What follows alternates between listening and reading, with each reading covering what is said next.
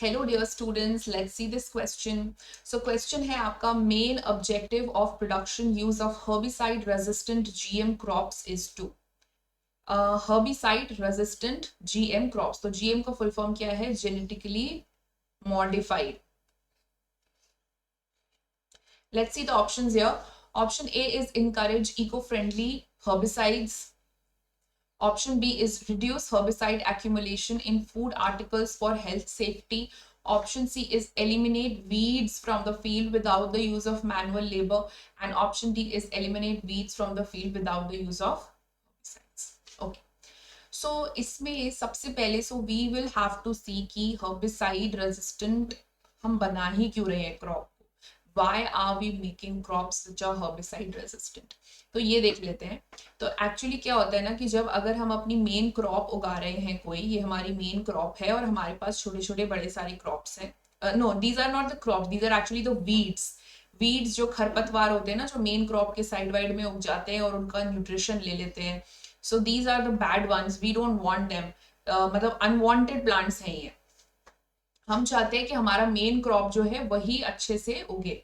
ये छोटे मोटे weeds, we don't want that. So अब होता क्या है, इनको मारने के लिए हम हर्बिसाइड्स को स्प्रे करते हैं ताकि ये जो हर्ब्स ये छोटे छोटे हैं ये मर जाएं. ठीक है, छोटे वाले.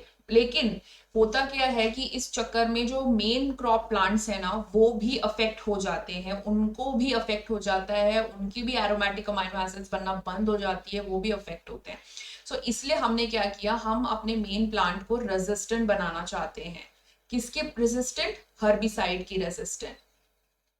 ताकि हम हर्बिसाइड छिड़के भी और जो मेन प्लांट है उसको कुछ ना हो और जो छोटे छोटे वाले खरपतवार हैं, जो बीज हैं, वो मर जाए.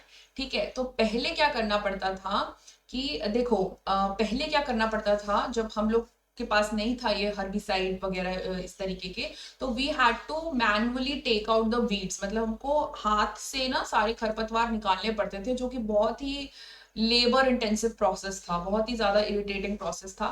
तो हमने हर्बिसाइड स्प्रे तो करना चालू किया, लेकिन मेन क्रॉप्स उसमें अफेक्ट हो जा रहे हैं. तो इसलिए हमने मेन क्रॉप्स को हर्बिसाइड रेजिस्टेंट बना दिया है.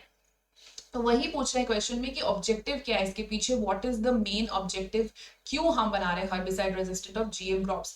इसीलिए बना रहे हैं ताकि हमारे मेन क्रॉप्स हर्बिसाइड से बच जाएं और जो छोटे छोटे सॉरी मेन क्रॉप्स, हाँ, जो हर्बिसाइड से बच जाए और जो छोटे छोटे क्रॉप्स है ना हमारे पास, उनको हमें बैठ बैठ के हाथ से ना निकालना पड़े. ठीक है. सो द करेक्ट ऑप्शन यहाँ पे हो जाएगा to eliminate weeds from the field without the use of manual labour. मतलब हमको इंडिविजुअली हाथ से नहीं निकालना पड़ेगा, मैनुअल लेबर करने की जरूरत नहीं है, वो वैसे ही मर जाएंगे, क्योंकि कितना ही निकाल पाओगे आप, इतने सारे खरपतवार होते हैं ना.